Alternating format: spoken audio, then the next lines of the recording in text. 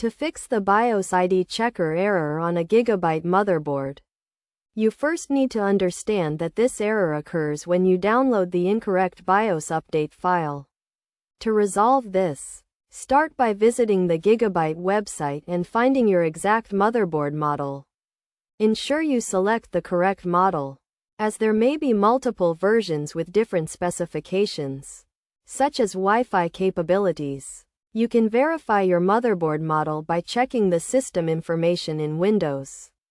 To do this, go to System and then System Information, where you will find your model name listed under baseboard product. Once you've confirmed your model, go back to the Gigabyte website, click on your motherboard model, and then select the support option. From there, click on BIOS, where you will find the latest BIOS version available for download. The latest version will typically be listed at the top, along with its release date. After downloading the correct BIOS update, go to your computer's Downloads folder, extract the file, and then copy it to a USB drive. Insert the USB drive into your computer and enter the BIOS setup.